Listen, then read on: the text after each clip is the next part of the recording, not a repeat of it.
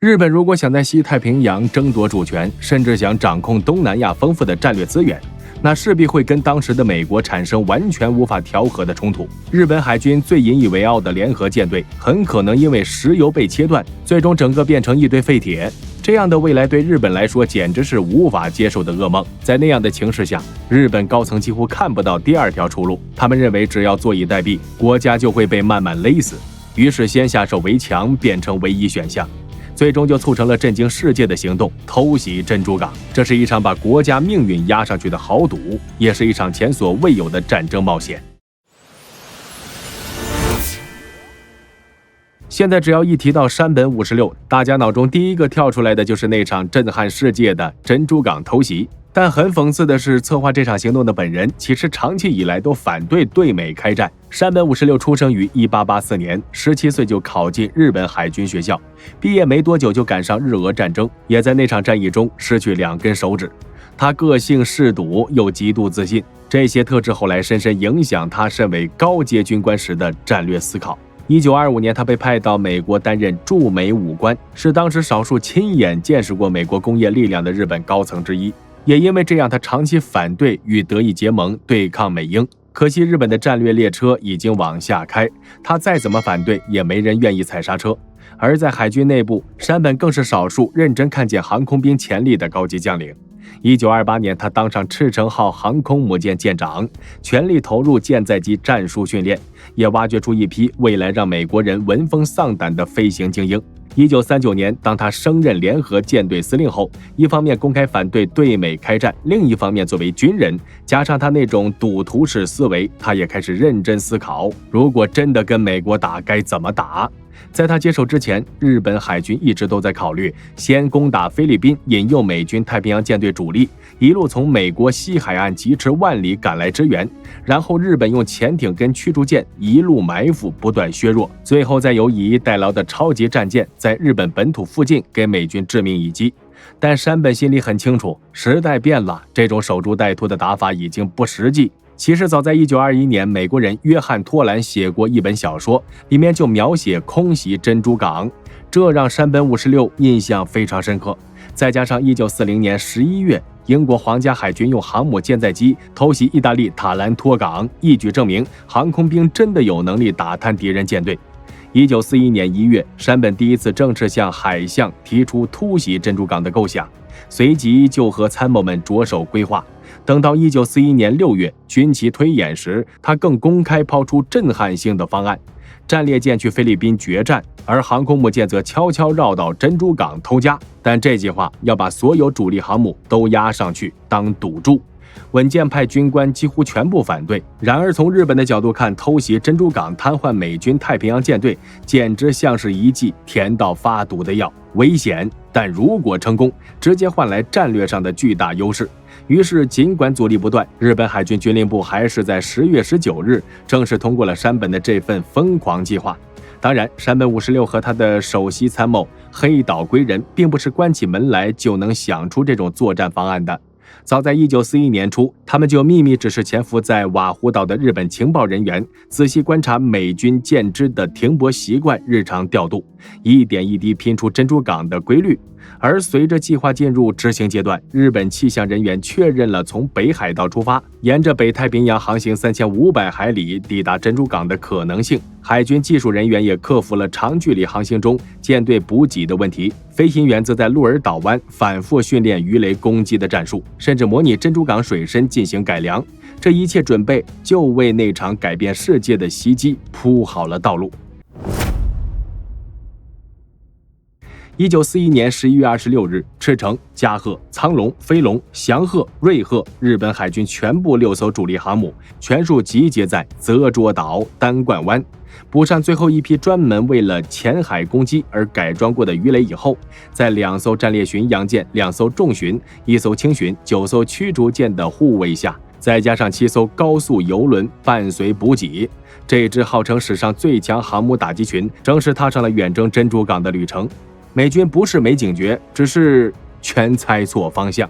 讽刺的是，美国高层其实早就意识到太平洋局势的异状，但包括陆军参谋长马歇尔在内，所有将领都一致认为，日本如果开战，第一击一定是菲律宾，根本没人想到第一刀会直接往珍珠港砍。夏威夷陆军司令肖特中将更担心岛上日益会内部协助，竟然下令把战机全部集中停在几个机场，导致飞机根本无法分散避难。美军情报虽然努力破解日本外交密电，但就是缺乏能证明日本即将开战的那一段关键线索。反倒是太平洋舰队司令金梅尔嗅到不对劲。11月28日，他调派企业号送12架野猫战斗机到威克岛。12月2日，又派列克星敦号运送水牛战斗机前往中途岛。结果地图摊开一看，日本机动舰队和美军航母竟然呈相向航行状态，却因距离太远、天气恶劣，全都互相没发现。严格的无线电静默与北太平洋的坏天气，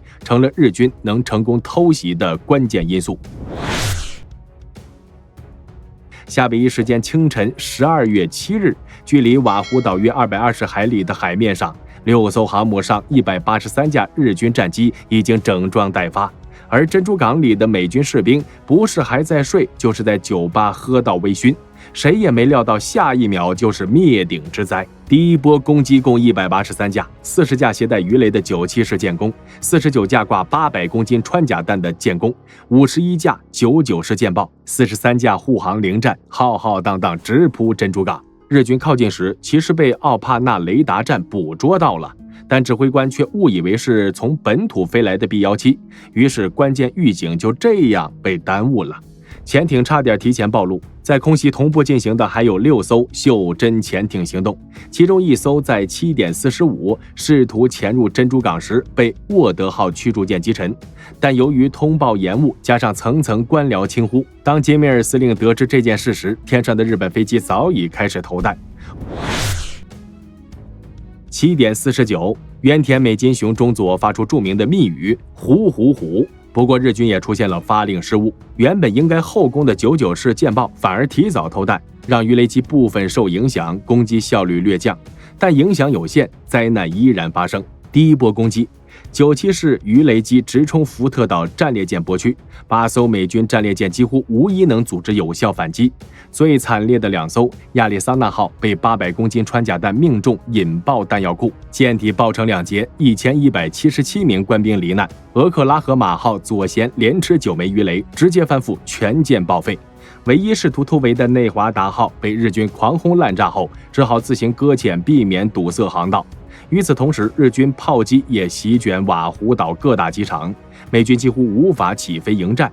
第二波攻击，日军6艘航母接着放出171架第二波攻击机，但这批战机多数仅挂氢弹，火力不足，护航战斗机也只有36架。更麻烦的是，经过连续起飞后，日军6艘航母竟然只剩69架可用战机待命。想发动第3波，得等第一批飞机返航、加油、重新挂弹，时间上根本来不及。第二波中，日军损失20架，比第一波多1倍。美军也开始用零散战机与高射炮强烈还击。南云中一见状，担心美军航母随时可能出现，再加上飞行员油料不足，于是决定2波就收手，立刻返航。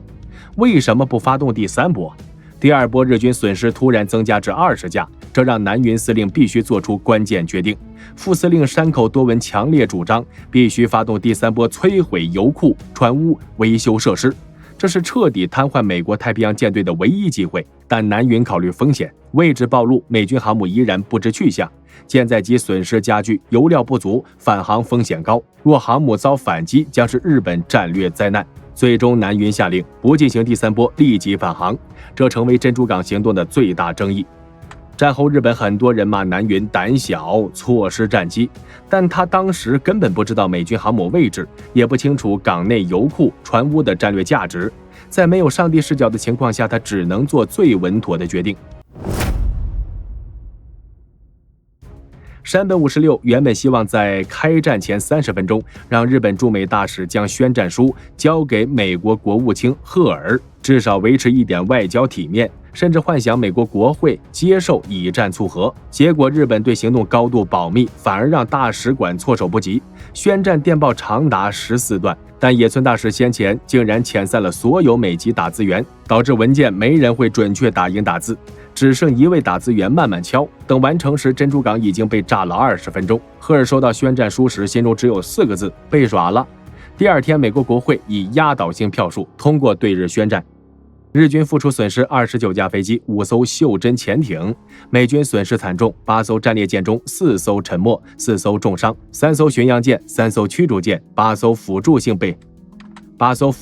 摧毁，188架飞机被摧毁，155架被击伤，3581名军人伤亡。但关键是美国的航母全部不在港内。企业号、列克星敦号、萨拉托加号成为未来太平洋战场的决定性力量，而代价是日本唤醒了一个他绝对打不赢的巨人。珍珠港战术上成功，但战略却失败。为什么？首先，美国海军的核心战力并非战列舰，而是航母与油库。日军没有摧毁美军巨大油库、船坞、维修设施、航母，结果许多战列舰在数个月内就修好，重新投入战斗。其次，美国民意被完全激怒，太平洋战争从此变成美国国力全开 vs 日本国力长期透支，这是毫无胜算的战争。最后，日本本想通过速战速决迫使美国谈判，但珍珠港后的美国只有一个目标：彻底击败日本。正如山本56后来感叹：“我们只是唤醒了一个沉睡的巨人。”下集预告：威克岛之战。虽然日本在珍珠港没达到所有战略目标，但黑烟冲天的港口也预告了太平洋各地的美军噩梦才刚开始。就在美国全国震惊之际，前哨基地威克岛也遭到日军突袭，但这一次只有美军陆战队队员孤军奋战，却狠狠给了日本海军一个下马威。同时，一架迫降在尼豪岛的日军飞机竟意外点燃美国本土的反日浪潮，并进一步影响整个太平洋战争格局。敬请期待下集威克岛之战。